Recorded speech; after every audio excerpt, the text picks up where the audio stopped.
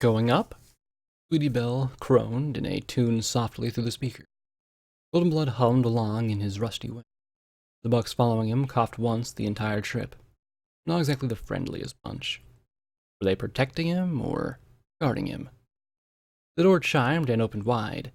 I heard a mare say, "How about Nelpanese? I could really go for some Kung Pao Yo Dum." Three mares trot into view. An orange Pegasus, a familiar-looking earth pony wearing a bow, and a unicorn with a poofy lilac mane. "Oh! There's a France restaurant down by the river," squeaked the white unicorn mare. Funny, I could have sworn I've heard that voice before. I could really get back to Philadelphia. We're almost behind on a dozen stable inspections, and if I hear about one more delay in Everfree, I'm gonna split my bit. The cream-colored earth pony drawled. Then the three noticed Goldenblood and stopped short. The earth pony looked vaguely cautious, and the unicorn confused, but there was a deep loathing in the purple eyes of the Pegasus. And there was fear, too.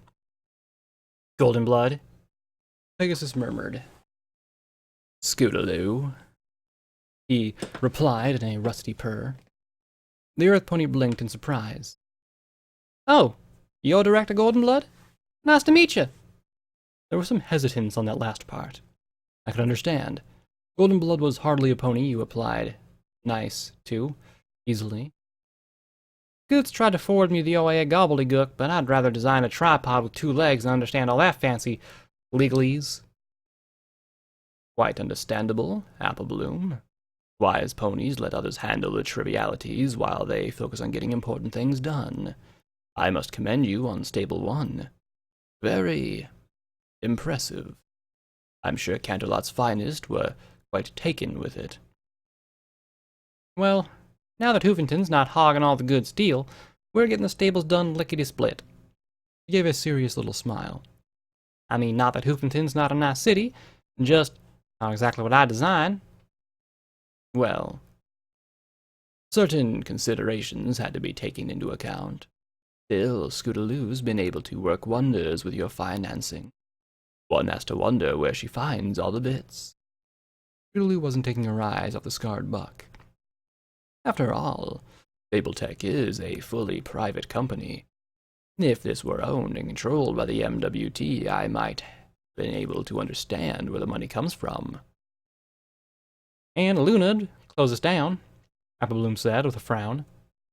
"I swear, Her Majesty can get her feathers in a bunch when you start talking about the dangers of balefire bombs targeting cities." "I would rather be like some ponies suggesting, selling hydraulic lifts to the possibility that your stables might collapse," Goldenblood rasped in his low, hissing whisper. Applebloom frowned. "Are you suggesting that my stables aren't built up to snuff?" "I don't know. Are you suggesting that Princess Luna will somehow fail to preserve Equestria from the zebra mega-weapon threat?" Goldenblood countered. "Reckon not," the red-maned mare muttered, then sighed. "Can't see the harm in taking a few precautions, though, just in case." "Yes, in this day and age, precautions are wise," Goldenblood murmured as he looked away. "Speaking of precautions, Goldie, I've made sure there's a spot reserved for you in Stable 1, right alongside their Majesties," Scootaloo said with a little smirk. "You'll have your own room and everything." "Thank you. I'll keep that in mind," Goldenblood rasped. And then he turned his eyes to the unicorn and smiled. "Sweetie Belle, please let me say what an honor it is to meet you. I'm quite the fan of your songs." The unicorn smiled back warmly. "Oh, why thank you," she said as she blinked in confusion. "But, you're not what I expected at all. From the way Rarity and Scootaloo talk about you, I thought you were some kind of blood-drinking monster." Goldenblood looked at the flushing Pegasus for a moment. "Oh no, Miss Belle. I'm afraid I'm quite an ordinary monster." The three mares looked at each other with weak smiles, and he shook his head. "Well, if you'll excuse me, I have business with the great and powerful Mr. Horse. Ladies." He gave a slight bow and walked down the hall. "Well, he was nice," a creepy, doesn't ever blink kind of way, Sweetabelle said behind them. So, want to get some Naponese, Scoots? Apple Bloom asked. The Pegasus grumbled. I've lost my appetite. Then the doors closed. Golden Blood chuckled to himself as he entered an elaborate waiting room. Tiny ponies frolicked on the table, and only a faint clicking gave hints that they were robots. In the corner was a primitive protective pony with a placard reading Model Number 0.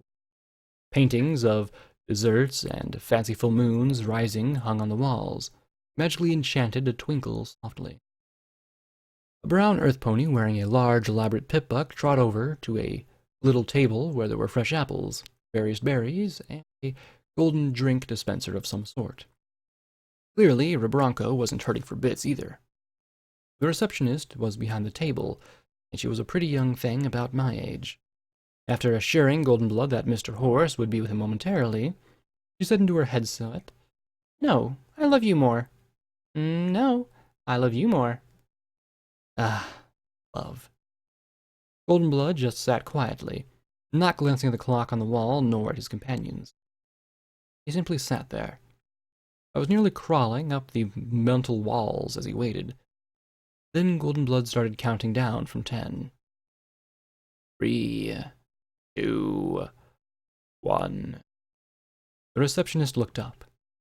"Mr. Horse is ready to see you now." He just rose and trotted around the desk and down the hall. "He's in room." The mayor called after him, but Golden Blood kept going without looking back. "Freak," muttered the mayor, before going back to gushing. "No, not you. I love you more." Golden Blood seemed to know his way around well as he walked straight past several offices to a conference room. The yellow stallion, waiting inside, looked at Golden Blood with a cheeky grin. "Hey, it's Moldy Goldie. How's it going?" he asked as he sat upright on the edge of the table, without the help of robotic legs. He slid a bowl of orange squares towards him. "Cheese squares?" Golden Blood didn't say anything for a moment. Then he trotted around towards the brown-maned buck. "So, meeting with Stable Tech go well?" The yellow stallion shook his head with a suffering sigh. It's not fair. I mean, throw a fat stinking rich at me, and I'll have him eaten out of my hoof in the end of the meeting. What I'm supposed to do with 3 hotties like those? And Sweetie Belle! Sweet Celestia, it just ain't fair to bring flanks like hers into a business meeting." "Well, I think it's a calculated move by Scootaloo to counteract your urge to digress on tech ideas with Applebloom by exploiting your penchant for lechery," Golden Blood replied. "Or she's planning on Rarity killing you when she finds out you're drooling over her little sister." "You think?" Horse mused, scratching his chin. "Yeah, I could see that. A highly elaborate plot to make Rarity snip my head off. Scoots is clever like that." He sighed and shrugged. "Well, if you gotta go, I can think of worse ways." He lifted the bowl and tapped the button, knocking 3 of the bite-sized chunks into the air, and twisted his head to catch them in his mouth. Chewing loudly, he looked at Golden Blood. "So, where have you been? I've been trying to touch hooves with you for months." "Occupied," he said quietly. Yeah, super secret stuff," he snorted, rocking on the table. "So, I got it." Golden Blood lifted a cheese square and popped it into his mouth.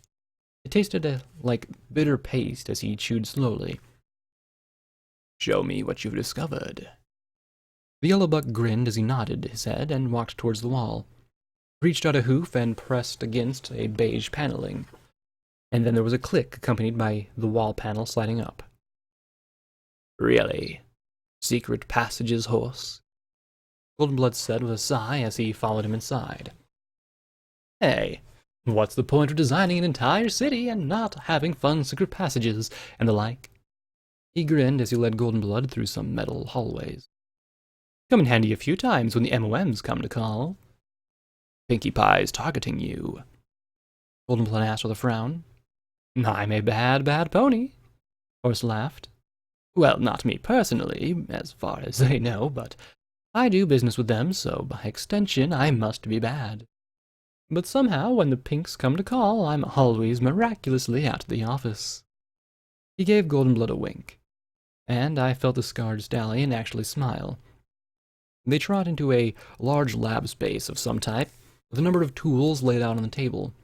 Robotic horses were arranged along the walls or hanging half-finished from hooks. Now Goldenblood was looking around, not simply at random either. His head panned across the room as if he were scanning everything in sight. "I see your work on the next generation of Protectoponies is coming along nicely. I'm glad to see you haven't given up on them in favor of bigger, better, more expensive, glorified tanks," Goldenblood said as he looked at the magical hologram of the city. The core of Hoovington was arranged in 3 vague circles stacked atop one another and running north and south. The green bars representing buildings flickered occasionally and flashed. "What can I say? Someday there'll be a big demand for robots that are more than killing machines. Applebloom got a kick out of my microponies. Think I'll send her a holopony just for her to tinker with."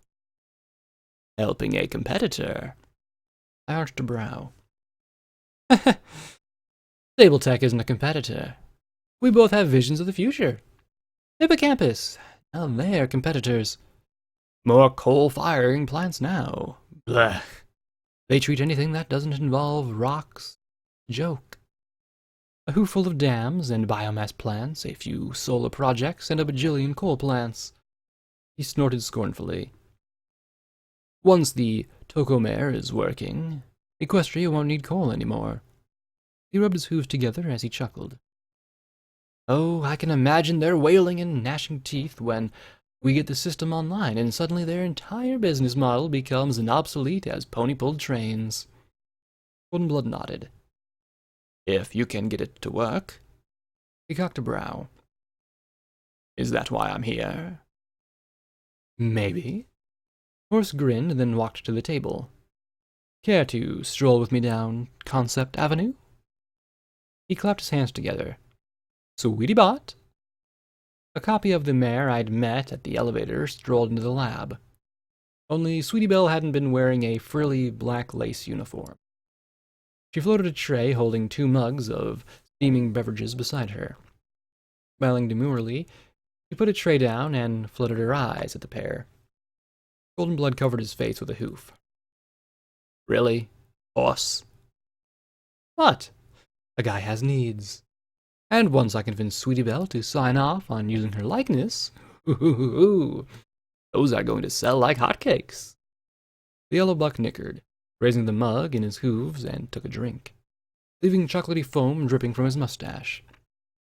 "I could get you one. I'm thinking of running a whole line based on the Ministry mares, as well as some more generic versions." "I'm questioning the wisdom of that in the long run," Goldenblood murmured, taking a drink. The beverage tasted like rancid piss. He set the cup aside and focused on Horse. "Okay, to business."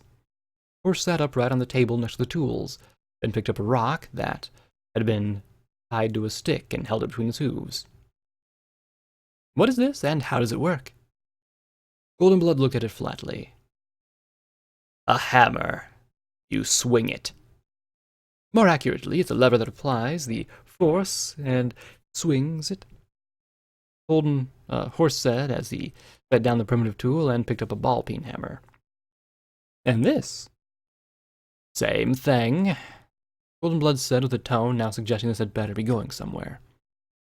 "But I think you'll agree more efficient, yes? Easier to swing, smaller, but focuses more force where the smaller area strikes. Better control than that?" He gestured to the rock and stick, then Goldenblood nodded with a frown.